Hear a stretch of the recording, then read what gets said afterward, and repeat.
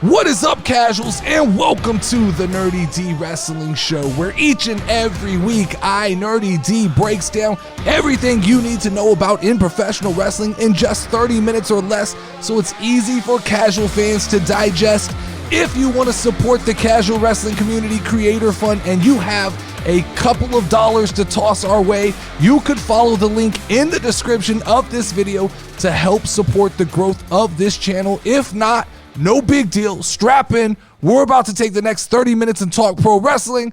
I'm going to start off with a segment this week aimed directly at the IWC in a new segment I'm calling What's Up, Punks?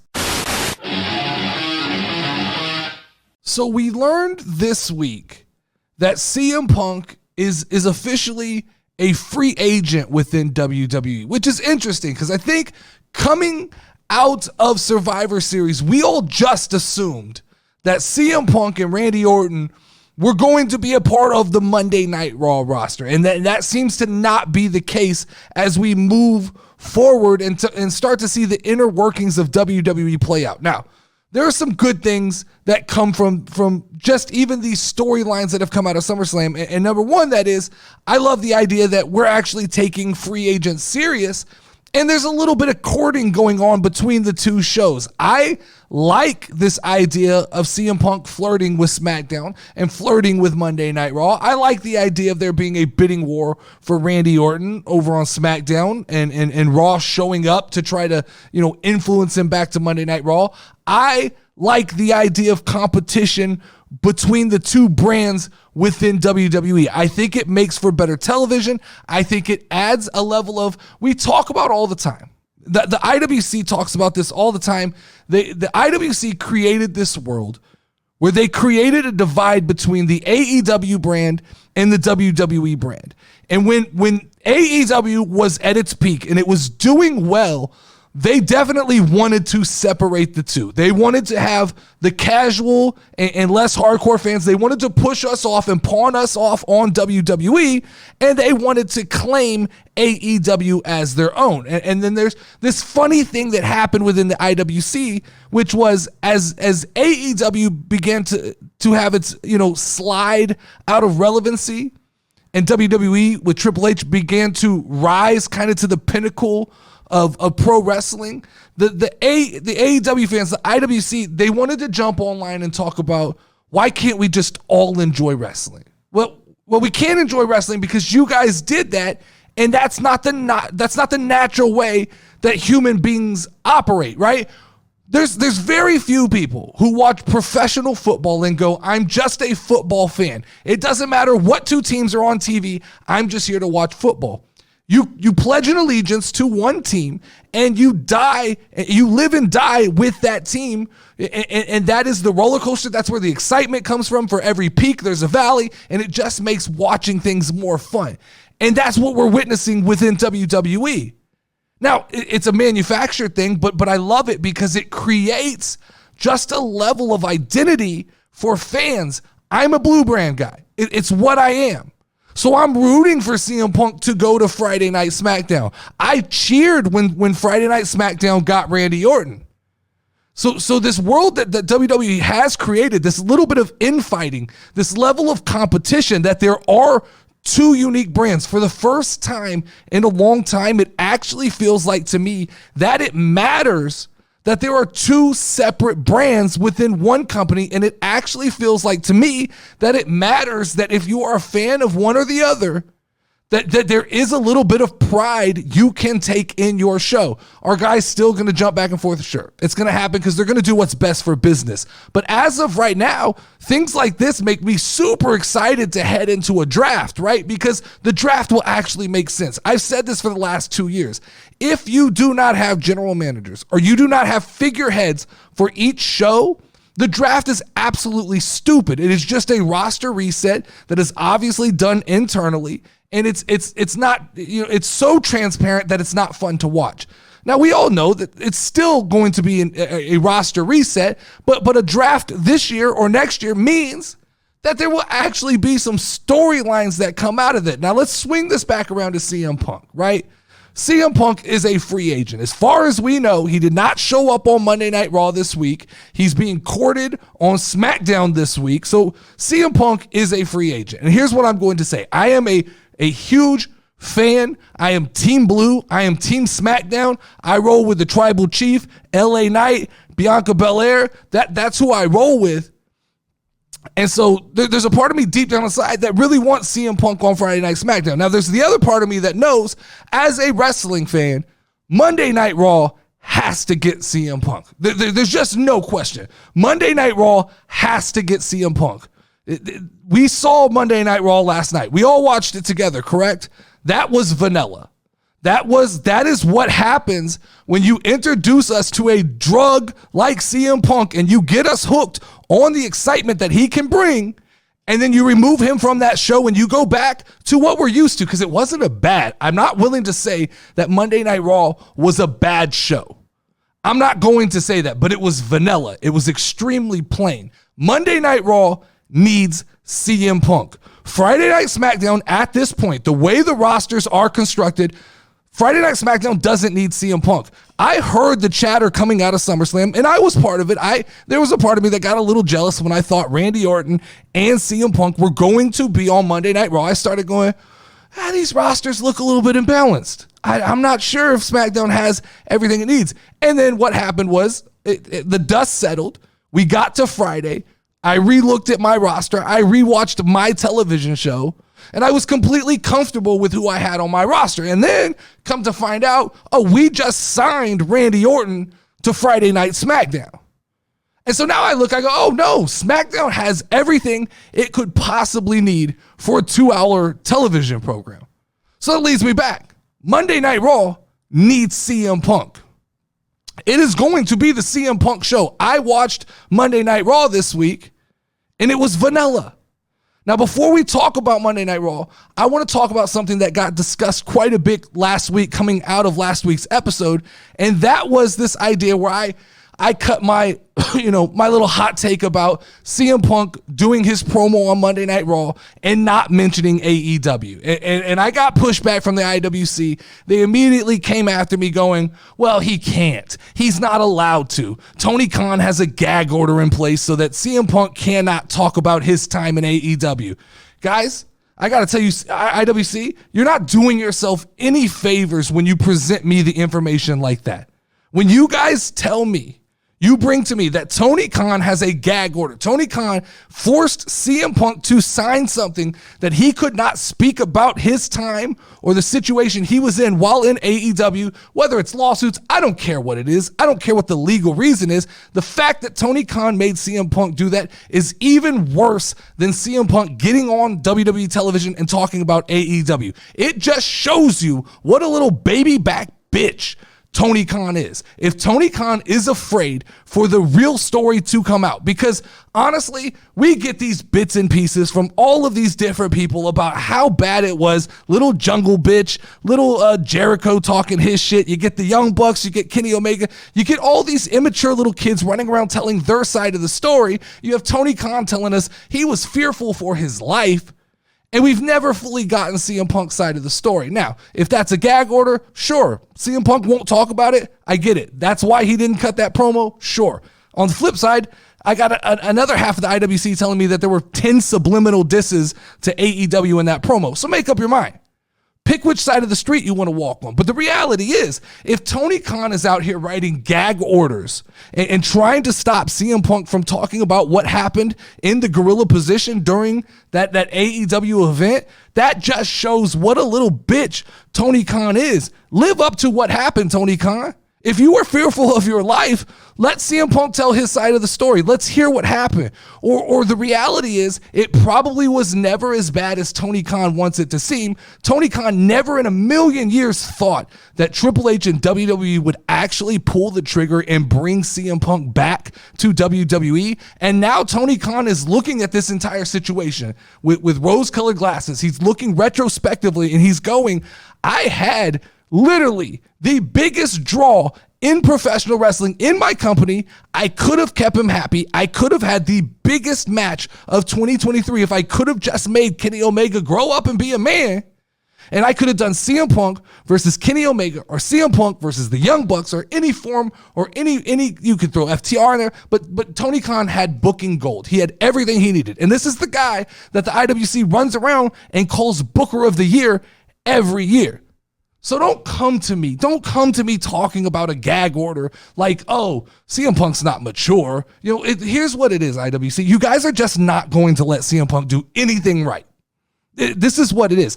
No matter what he does, if he tries to be mature, you're going to try and tear it down. If he tries to take the high road, you're going to tear it down. When he does take the high road, you're going to say it's because legal reasons. Look, when he had legal battles with WWE, he still spoke on it. He still speaks his mind. He's able to say his piece. I think there is a reality in this situation that CM Punk is just relieved to be back in a company that is professional. He is.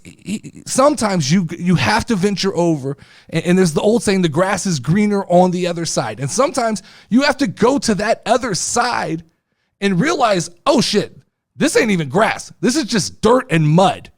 And then you come back to that original grass that you didn't think was green, and all of a sudden you understand that what you had originally was way better than what you thought. And maybe you did overreact a little bit. And maybe you did need to leave in order to get yourself to a place where you could be who you were coming out of that situation. I think that's what's happened to CM Punk. Now let's talk about Monday Night Raw. Born to be the greatest of all time. Let's be real. We all watched Monday Night Raw, and this is not because I'm Team Smackdown. I don't plan to just shit on Monday Night Raw. I actually enjoy Monday Night Raw, and hopefully when they get CM Punk, it will be my second brand of wrestling. It will be my favorite wrestler with a second brand of wrestling. But let's be real. We all have to be realistic. You guys, DJ Wavy D, you're my guy. You're my official casual wrestling Monday Night Raw correspondent. And you've got to be honest, right? Monday Night Raw was very vanilla this week. It was very plain. When I say vanilla is one of my favorite flavors of ice cream. So that's not meant to be a knock on the show. What it is meant to say is, once you start going Cold Stone Creamery on me and you start jamming in all kinds of toppings like CM Punk and Randy Orton, and you start making this ice cream have sprinkles and birthday cake, we can't just go back to the way it was and not recognize that it's not bad, but it's vanilla. Like if we look at Monday Night Raw from top to bottom, we started off with Sami Zayn, basically, I'm assuming, getting written off TV. Sami could use the break, so I understand this, but this is one of those things, again, where I look at the rosters and I go, oh, okay, they're starting to balance themselves out. Monday Night Raw is not as far ahead as we thought. If Sami Zayn takes, be it, let's just say it's until Royal Rumble, that's what I would do with Sami Zayn. I don't think there's a lot for him to do. We'll talk a little later about what I think might be in store for Sami Zayn, but Sami gets written off TV. Drew McIntyre writes him off. We get Drew built up. But this is pretty standard Monday Night Raw stuff. It's not bad, but it's not groundbreaking. It doesn't. I wasn't glued to the TV in the same way I was a week ago.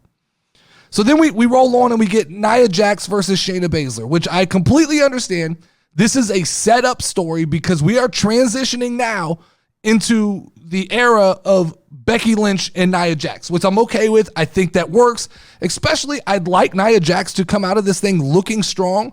But unfortunately, I think that the whole idea that Nia Jax was brought in to help to help Rhea Ripley, I think that might be non-existent at this point. I think we may be building up Becky for this big battle with Rhea Ripley, and Nia Jax will be a stepping stone to get there. But whichever it is, this match didn't change the world. This match didn't blow me away. This isn't one I was glued to the TV for. This was another, okay, we're setting things up. We're kind of resetting our world here. We're getting out of the era of Zoe Stark and having 5 women in the ring at once.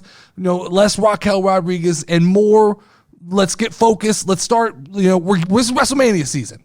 This is the preseason. Right now, what this isn't the cold winter anymore. What I'm going to consider from the month of December is the preseason to WrestleMania season. So these things have to set stuff up. And I don't think Nia Jax and Shayna Baszler is a match that anybody's going to look back and just be super fond of. I don't think anybody's going to be mad at it either. I think it's a vanilla match. It's just something that existed on Monday Night Raw. We got DIY versus Imperium. This is good stuff. I like this because I like both of these teams. I like DIY. I'm a big Tommaso Ciampa guy. I like Imperium. I like Kaiser. So this was good. This is good wrestling. This is above average to me. I thought the 2 out of 3 falls match was extremely good. I thought it was whoever produced that match, it flowed. It kept me engaged. A lot of times 2 out of 3 matches can lose me because I just know they're so long and they're so kind of predictable that you know one guy's going to get a pin, then the next guy's going to get a pin, and then the real match starts.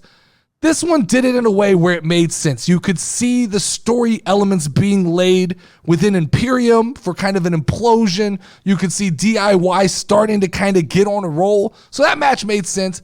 Once again, not going to blow anybody away. I don't think we're going to remember that as the greatest match of all time, but it was a necessary match to set something up down the road. I will say, one problem I have with Monday Night Raw, which is an argument that could be made on SmackDown as well, but I'm speaking about Raw right now, is as long as the tag team titles are held up by Judgment Day, so many of these tag team matches just don't make sense to me.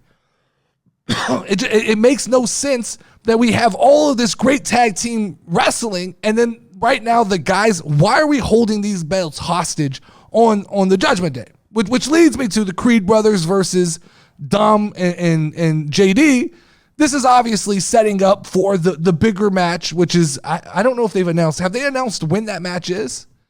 I don't know. I don't recall. And if it's coming up soon, I can only assume the Creed brothers are our next tag team champions, which I'm completely great with. I think they can go on a solid run and begin to have these interesting stories with all of these other tag teams that Triple H has taken the time to bring up to the forefront of wrestling, and he has built a tag team division that makes sense. So I'm all good. I think I will be pissed at this point.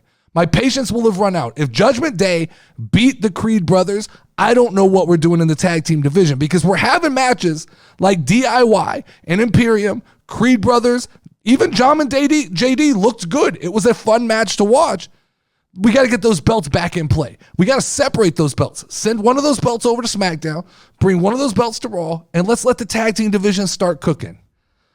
Natty and Tegan versus Katana and Kaden. All I can assume is that the women's tag team division is being treated as the women's mid-card title at this point. I think Chelsea Green continues to be entertaining, but in a comedic way. I still don't love I think there's a better partner than Piper for Chelsea Green, but you're kind of stuck with what you got at this point. I was surprised to see Katana and Kaden go over Natty and Tegan, which I'm completely fine with. I think it's always good to get fresh blood going. So it'll be interesting to see, moving forward, if how long they want to keep those belts on Chelsea Green, because she really is, to be honest, kind of the driving factor in why people are paying attention. And so there's going to have to be another women's team that emerges that gives us a reason to give a shit about those belts. And so outside of that, we had a Cody Rhodes promo with Shinsuke Nakamura, which is, once again, not bad, but it's at this point, it's a one-trick pony, right? It's, hey, Shinsuke Nakamura is really good at doing these kind of dark, twisted promos where the lights go out and he's on the screen and he speaks in his native language and we do subtitles and he speaks really cool with these like weird poems and stuff. But it's more of the same, right? It's what we knew. We knew when Cody Rhodes was coming out to cut that promo, you could have just said, this is what is about to happen. And it happened. And it's vanilla. Not bad, just vanilla. And then to end the show, we got Jey Uso and Seth Rollins, which I thought was a phenomenal match. If there's any bright light coming out of Monday Night Raw, it's got to be how over and how good Jey Uso has been as a solo wrestler. We had a conversation a couple weeks ago in the Discord about, should Jey Uso return back to tag team wrestling with Jimmy when all this bloodline stuff's over? No. Jey's a solo wrestler. Jey Uso is a solo wrestler from here on out. He has won the crowd over. His work in the ring is phenomenal. When I look at Jey Uso now, I don't see the brothers anymore. I see Jey Uso. He has ascended to the level. He is right on that cusp of taking that next step. There was a part of me who, if he would have won that title, I'd have been like, all right, I'm cool with this. I could roll with whatever they got in plan here.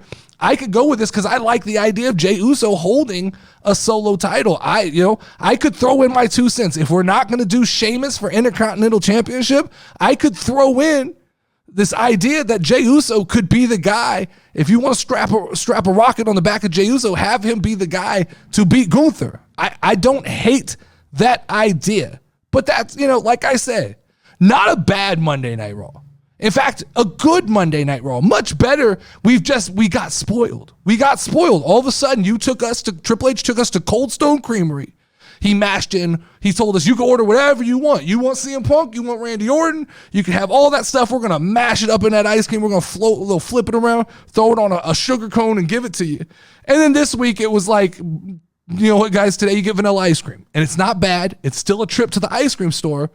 It's just not over the top, the Monday Night Raw that we got last week. But here's the question. This is the question, because I do believe CM Punk is going to be on Monday Night Raw. I believe that is a real thing. I think it only makes sense.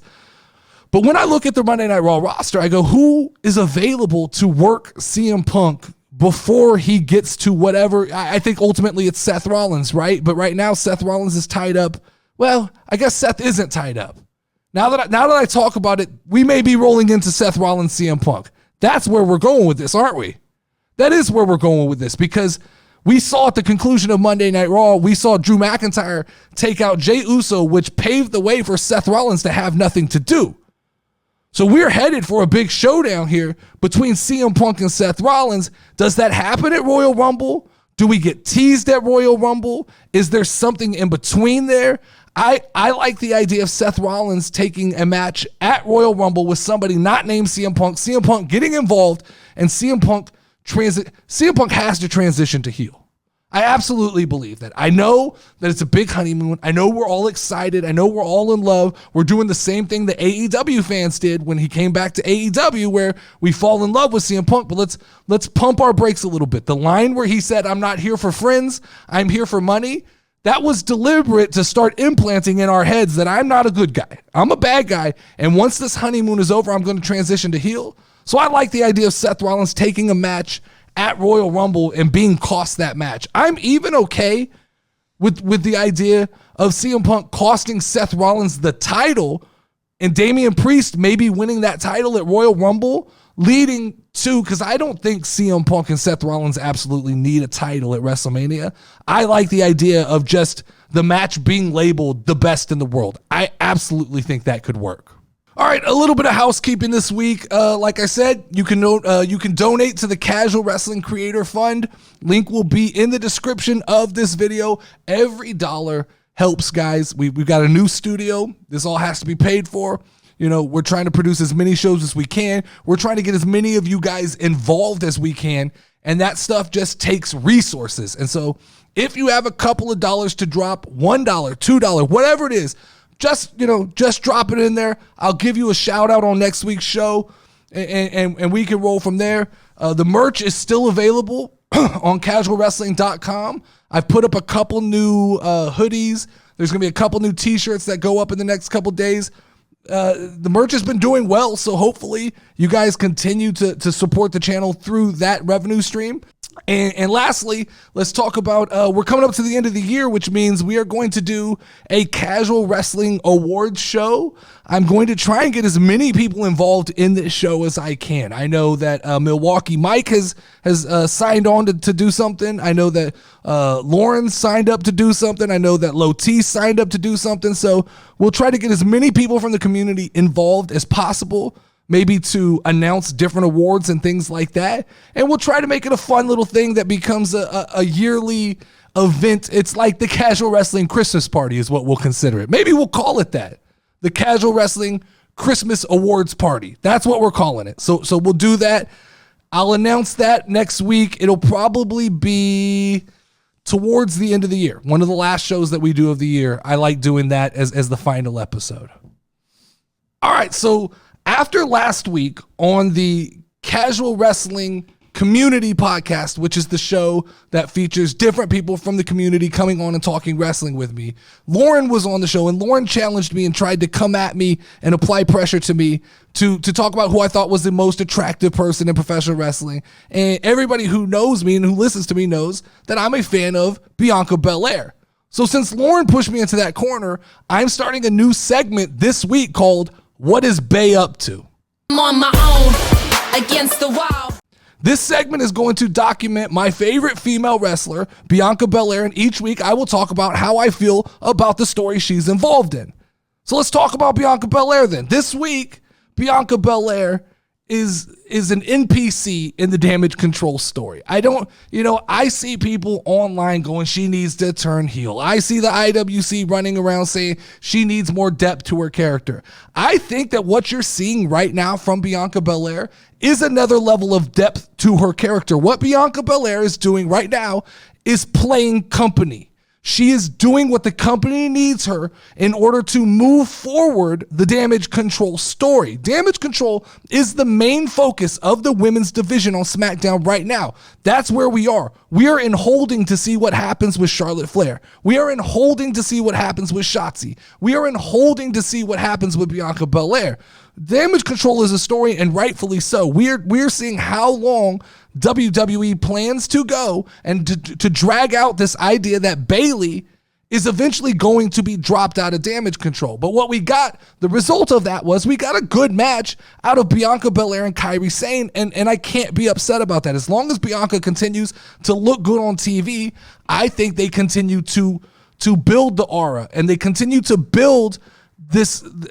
What they can't do with Bianca Belair is what a lot of people were afraid of, is trying to build a new John Cena. And I've made the comparisons because I think when Vince McMahon was in control, you could see the asphalt being laid on a road that was taking Bianca Belair to Superman level.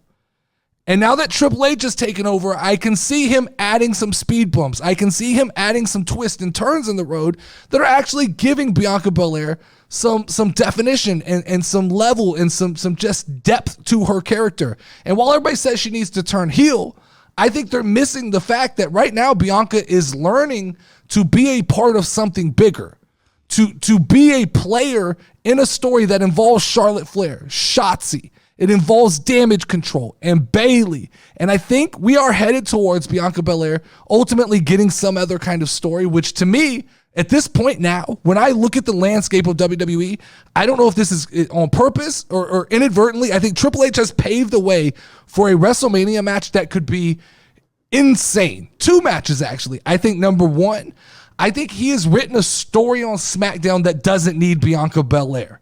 So that frees her up. I believe that the right move to make going into WrestleMania would be, this is the time to pull the trigger on Rhea Ripley versus Bianca Belair. I think that is the biggest singles women match you can make. Don't do Becky Lynch versus Rhea Ripley. I don't like that idea. I think that the biggest match you can do right now, WrestleMania 40, is Rhea Ripley versus Bianca Belair for the World Heavyweight Championship. I think that absolutely makes sense. But on the flip side of that, what Triple H has done, and whether it's inadvertently, on purpose, I don't know, he has laid the foundation for a phenomenal 4-on-4 matchup that features whatever we're calling Damage Control at that point. I don't Kabuto Warriors or whatever they are, but having Io, having Asuka, having Dakota Kai, and having Kairi Sane on one side of that ring, and open up the checkbook and bring Sasha back and let's do the 4 horsewomen. Let's finally do it, because you have inadvertently set up the perfect opponents for the 4 horsewomen to come together. Bayley can be dropped out of Damage Control, needing a place to go, which leads her to turn to Charlotte and Becky as a home to kind of rekindle what she used to be. And then you have the big surprise return right before WrestleMania of Sasha Banks. And that's going, I mean, absolutely, you talk about, we got CM Punk, we got Randy Orton. If we get Sasha Banks back and we do a 4 horsewomen match, this WrestleMania could ultimately be the biggest WrestleMania of all time. And so I think the seeds have been laid. I don't know if it's on purpose. I don't know if it was on accident, but the seeds have been laid for this road, this golden road to be paved into WrestleMania. And like I said, it frees you up, because on the other side, I don't I don't think there's enough history with Becky Lynch and Rhea Ripley to actually, it'll be a good match. They'll make a good story out of it, but I don't think the history is there to make it as big as this WrestleMania is going to be. Whereas you can sell me on the idea of the strength and power of Rhea Ripley versus the strength and power of Bianca Belair and the history they've had through NXT and through WWE and both being the future of the company. You can sell me on that story, and you can easily somehow figure out how to flip Becky and Bianca at some point. To me, that absolutely makes sense. But let's talk about SmackDown.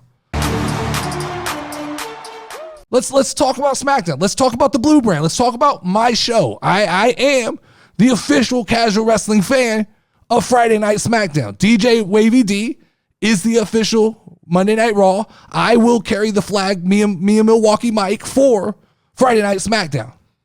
What's the big story coming out of SmackDown? Our boy Randy Orton is Blue Brand, baby. Like you guys were trying to taunt us coming out of Survivor Series that Randy Orton was going to be on Monday Night Raw, and Monday Night Raw had this impressive roster. All of a sudden, things have changed. Randy Orton is on Friday Night SmackDown. Randy Orton is back to feud with the Bloodline. Ooh, things are about to get messy. Things are about to get real messy. And I'll tell you, there's some interesting things at play here. There's some real interesting things at play here because we were under the assumption that maybe LA Knight would get a rematch going into Royal Rumble, and that would probably eliminate him from being in the Royal Rumble. Now the reality is Randy Orton is going to get that matchup against Roman Reigns at the Royal Rumble, which means that frees our boy LA Knight up to win the Royal Rumble. That's a win for the Blue Brand. Now I don't know where you go with that. I don't know where you go with that. Does he challenge? He got to challenge. It's got to be for the World Heavyweight Championship because Cody's going to eventually come over to the Blue Brand, which is another acquisition that you red guys don't want to talk about. So the Blue Brand looks good. We signed Randy Orton. We've got, Nick Aldis is out here doing the work. He's courting CM Punk. Don't think we're going to end up with CM Punk. Don't think we need CM Punk.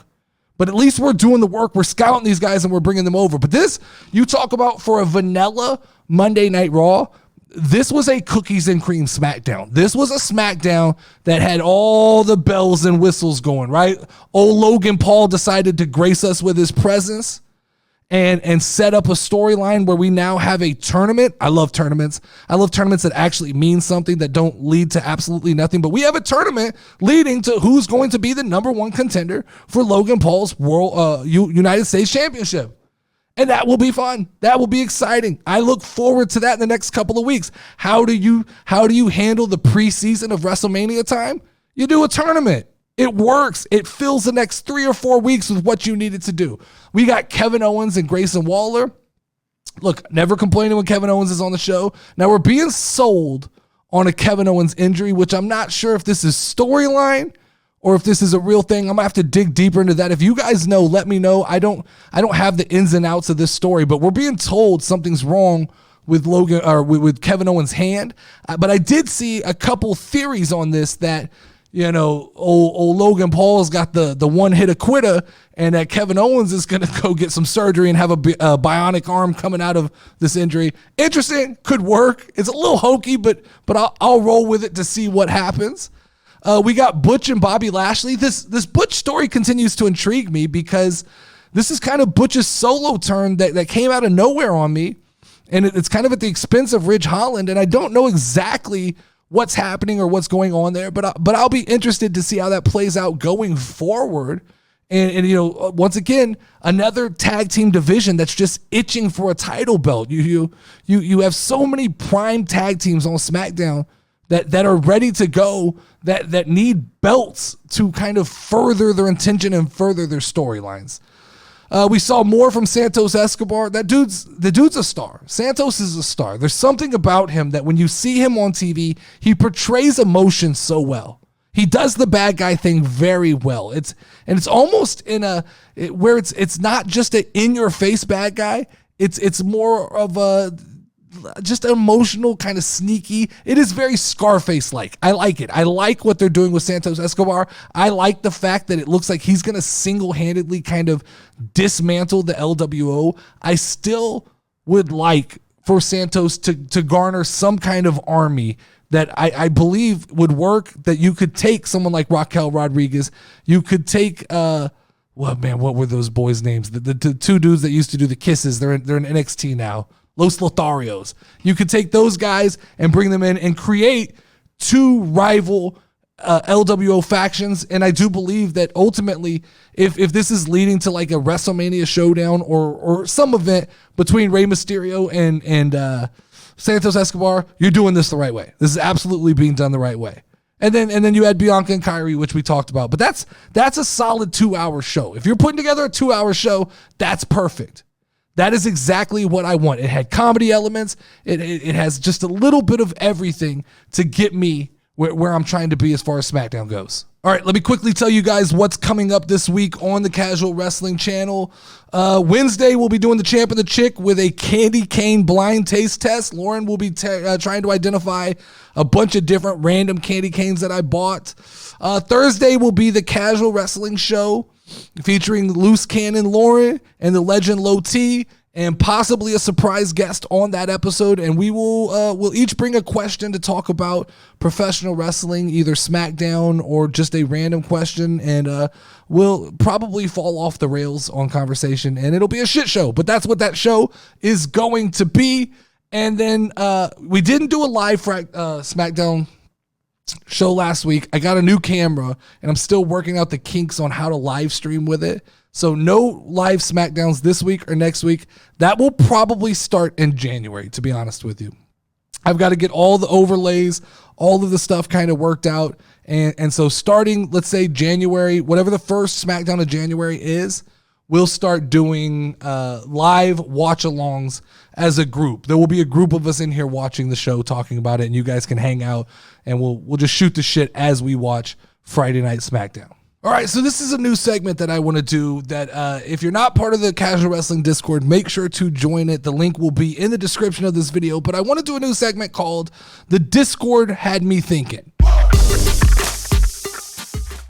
And so right here, We Too Deep, a member of the Casual Wrestling Discord, posted a little excerpt from, I believe it's Twitter or X or whatever we call it, from Sir Larito, and it says, "The mythical casual fan who finds things such as round-robin tournament brackets too complex of a concept, needs everything spoon-fed to them and explicitly explained over and over, doesn't actually exist. It's just a wrestling fan with brainworms and poor IQ for a glass of water." I want to talk about this because I've talked about this numerous times, and this gets brought up all the time where people try to tell me, you're not a casual fan. If you do wrestling content, you're not a casual fan. And I think that people continue to misunderstand the concept of what a casual fan is. And people like this Sir Larito, they don't understand that there are people that exist in this world, like myself, who watches professional wrestling. I watch 2 hours, I watch 3 hours, and then I turn it off. And then I go to my daughter's cheerleading practice, and I go to my other daughter's basketball practice, and it's not banging around, rattling inside my head until I sit down and have to write show notes or do whatever I do for whatever show I'm recording that week. It is why a lot of the content I make, while loosely based around professional wrestling, is not 100% professional wrestling. The Champ and the Chick, we talk a little bit about pro wrestling, we make fun of pro wrestling, but we end up talking about other things. The Casual Wrestling Community Show is loosely based on everybody bringing a question to talk about, but it quickly turns into talking about other things.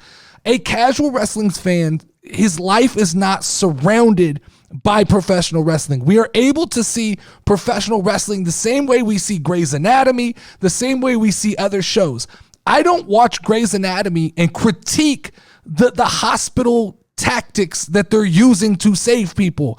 I watch a show like that and go, oh, this is entertaining for an hour. It takes me away from what I'm thinking about, and then I can shut it off and move on. I don't need to break down the intricacies of what they're doing right and wrong. I think it's funny that this exists, that this conversation goes on, because it's such an IWC conversation to try to act as if every fan should be so invested into a product that they want to follow the ins and outs of different tournaments and different titles and trios and doubles. And there are a certain amount of people who wrestling is just one of the many shows they watch, and that's who I consider to be a casual fan. There are many people who have children and they watch that show with their children because their children enjoy it. I consider them to be a casual fan. Now, some of those people do want a deeper knowledge, or they do want to find the comedy in wrestling. They want to find the other elements that are outside the legitimate X's and O's and flips and kicks of professional wrestling. And that is the disconnect between the casual wrestling fan base, which absolutely does exist. We exist right here. This is who we are. Someone tell Kid Larito, this is the casual wrestling fan base. That we absolutely do care about the story more than we care about the flips. We care more about the safety and well-being of certain professional wrestlers than we care about how many times they can jump off the ropes on their back and hit a coffin. It's just interesting to me that I continue to have to explain what a casual wrestling fan is, because what they want to do is they want to typecast it as a fan who doesn't care. It's just a fan with disposable income who shows up to an arena, watches the show, then absolutely doesn't think about it ever again. And that's not what it is. It is a casual wrestling fan is somebody who can watch the show for what it is. They can turn it off. They can go live the rest of their life. When the conversation comes up, we can talk about it. We can joke about it, but it's not live or die. Here's the bigger problem. And this was also discussed in the Discord, and I'm going to take a stance on it, and it's not meant to be personal.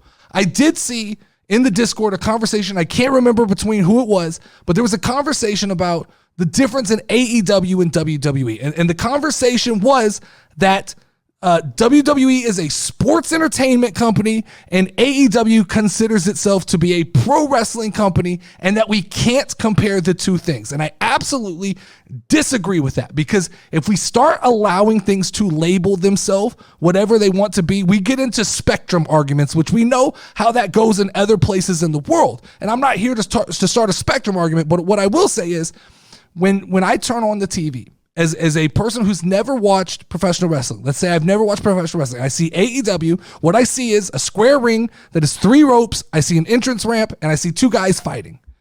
I turn on WWE, I see a square ring, I see 3 ropes, I see an entrance ramp, and I see 2 guys fighting. That is the same sport. You can call it whatever you want. It is the same sport. You can call one sports entertainment because it tells more stories. You can call the other pro wrestling because it worries more about high, tricky, dangerous spots. But at the end of the day, they're comparable because they are both wrestling. Pro wrestling, whatever you want to call it, they're both wrestling. And if we get into these nuances where we allow certain companies a pass and we don't critique them on the same level because, I don't identify as a podcast, I identify as a YouTube show, which gives me a whole different set of elements from somebody else who might identify as a podcast. Look, if the camera's on, I'm talking in the microphone, I'd call this a show, a broadcast. It's a podcast. It's what it is. And I think that the confusion comes when we allow we allow people to separate the two, to give them excuses for what they're not doing correctly. AEW is a bad wrestling company. They're a bad entertainment company.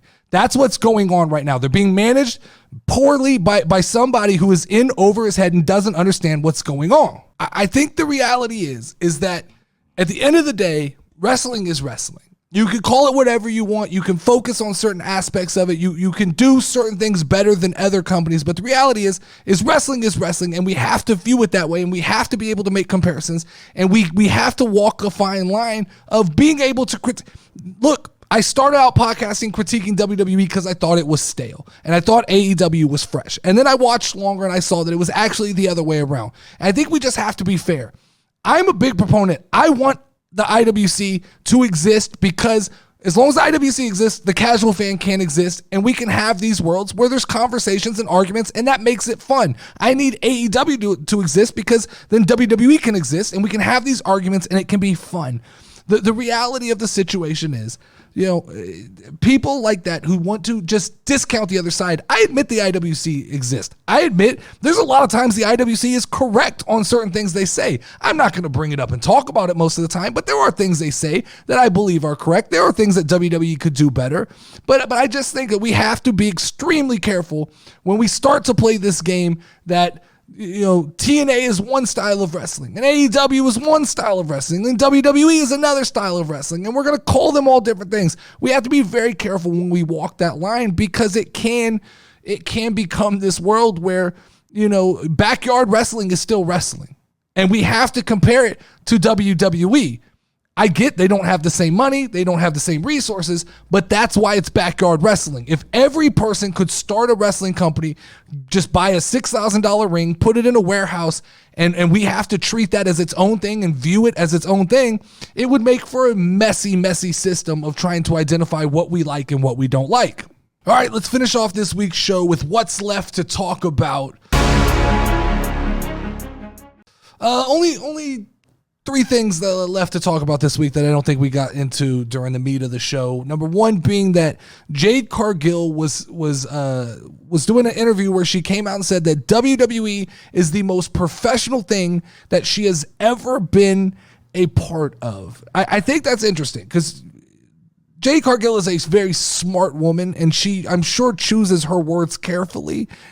And it feels to me that the more some of these AEW stars get away from AEW, they start to feel comfortable in letting a little bit of the truth slide out. And that leads in, my two things I had here to talk about was Jade Cargill saying how professional WWE was, and an article coming out saying that there is more negativity within WWE than there's been in a long time due to bad ticket sales, bad optics, and also Britt Baker coming out and making public statements. I just think, I said this in the last segment, and I'm going to kind of double down on it. Right now, AEW is in a slide. There's no doubt. If you're in denial about that, the ratings can bounce around. They can jump back up for a couple of weeks.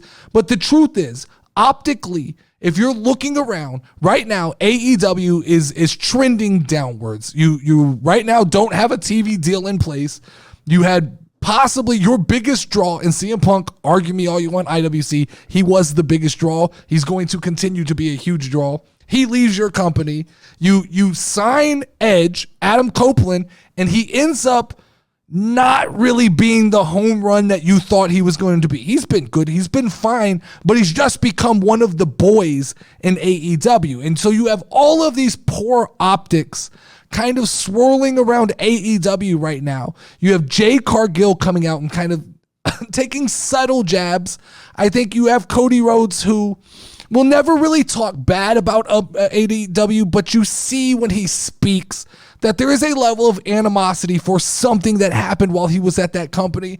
And it is obvious to anybody looking that AEW is witnessing a decline right now. Now, it's always repairable. It's always fixable. It takes a few strategic moves to get yourself back into a position to be successful. But I don't know. I don't have faith that Tony Khan is the guy who can make those moves. It's like he's run out of surprises. He's run out of big names. He's reaching for guys like Ric Flair now, who obviously is not going to move the needle enough with that casual fan base. What is missing from AEW is a casual audience. It is an audience that is kind of accepting of storytelling and the fun part of wrestling.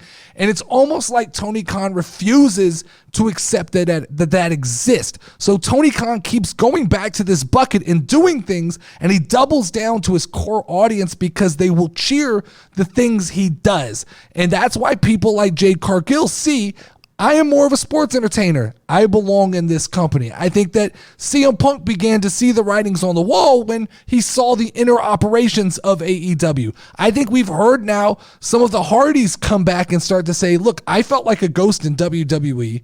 I came over to AEW. It was new. It was exciting. I was ready.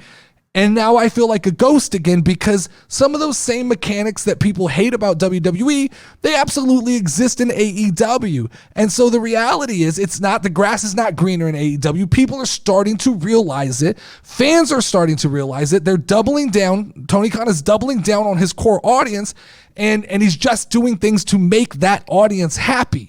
Like bringing in Ric Flair, which is a very niche audience. I don't want to see Ric Flair wrestle. I don't have any interest in seeing Ric Flair wrestle. I understand Ric Flair's, frustration because Ric Flair goes over to this audience who goes, I want to see people drink blood. And then Ric Flair kind of walks past that line in a promo and gets a little inappropriate, and they turn on him because that's what the IWC is. The IWC, they want to label the casual WWE fan, oh, they're fickle. They're fickle. That's the word that the IWC loves. They're fickle, right?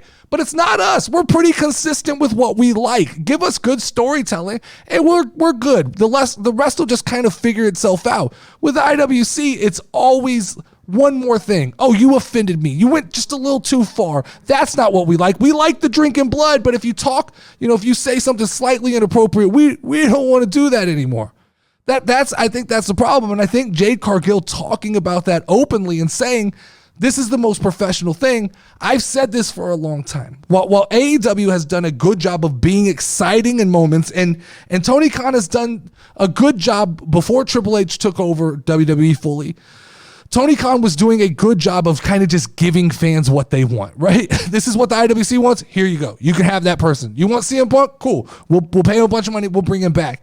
And I think now that Triple H has come back and Triple H has kind of combined two worlds, right? He's got that, let's listen to the fans. Let's do what they want. They want CM Punk. Let's figure it out. Let's make it happen. But he also has the WWE and the TKO mantra of, but we're going to do it right. We're going to do it professionally, and we're going to run this thing. This is a business, and there's a structure, and there's an organization, and you have to speak to people, and we're going to do it correctly. It's the same reason they have not rushed Jade Cargill to the ring, because they don't need that big shock moment. We brought her out. We teased her. We let everybody know we have Jade Cargill. Now we're going to let her get ready, because the IWC big argument is, well, it wasn't a big deal because she can't wrestle. What happens when she can wrestle? What happens when she takes the next 3 to 6 months and actually hones her craft and starts to become good at what she does? Then what is the argument? Well, the argument is then it's what AEW should have done. AEW should have cultivated that talent and not forced her into the spotlight because, hey, we need eyeballs on our product. And that, I think this is kind of an indictment towards AEW when you start to hear people speak in this manner. And then when you hear that people like Ricky Starks is working out with Jade Cargill, the writing is on the wall. Some of these guys who AEW could market behind. Look, Ricky Starks is a marketable wrestler. He's a little undersized, but he's marketable. And if you're going to waste that and you're going to let people like that slip away, you're going to get problems. And the next problem is when you start having people like Britt Baker, who to me is the most important piece of the AEW women's division. Now, Toni Storm has been phenomenal. I've watched a little bit of it. She's good. She's extremely good. WWE missed on that. Unfortunately, that's going to happen. Great. AEW's got themselves a great wrestler, but all around, I think Britt Baker, you guys tell me she can't wrestle. Once again, casual fan, don't really give a fuck if she can wrestle or not. I think she's a perfect put together package. She has a look. Guys like her look. She has an attitude. Guys and girls like her attitude. And she has just a character that's well fleshed out. She looks like a WWE superstar. And so you have this person who is now disgruntled and is now upset. Now, could this be all part of a story? Sure. Could she be the devil? Sure. There's a lot of things at play that could be happening. But the reality is there could be a situation where Britt Baker's not happy. And if Britt Baker's not happy, that means Adam Cole's probably not far behind in not being happy. And Adam Cole definitely has an affinity for Triple H. So we know that we're talking about the next 2 or 3 years. The turnover could be ridiculous. I foresee that there's going to be a wave of superstars that leave AEW. Now, I don't necessarily think it's going to be MJF. I don't think it's going to be some of those people who have solidified top spots, but I think you're going to look at that middle of the card. Some of those names like Miro, Andrade, I think Ricky Starks, I think Powerhouse Hobbs, some of those guys, Wardlow, they're going to start looking around and seeing that being a mid-card in WWE might be better than being stuck in the mid-card in AEW. So I predict there could be an influx. I think what's the girl who wears the face paint who hasn't wrestled in a while? Thunder Rosa. I think she's somebody who you could see jump ship pretty quickly. So I think it's interesting. I think some of that is pretty telling, and we have to keep an eye on that. Last thing here before we go is it was all over the internet. Jey Uso can no longer use the word yeet. Which, I think people make such a bigger deal out of things than they necessarily have to. Great. He could just choose another word. There are other words that will work, that will be funny. I don't think that defined who Jey or Jimmy Uso were. I think, they jumped the gun. They made the t-shirts. Now they got to pull the t-shirts. But main event Jey Uso is going to be just fine. I suggested, I don't understand. Why can't you just add more E's to the word? Why can't it be yeet? Like, do you add 2 more E's? And I think you could probably find a way around the copyright. But WWE will do the smart thing. They'll figure something out. Jey will have a new gimmick in the next 2 weeks, and all will be well within WWE. But that is all I've got for you guys this week. Make sure to like and subscribe to the channel if you don't already.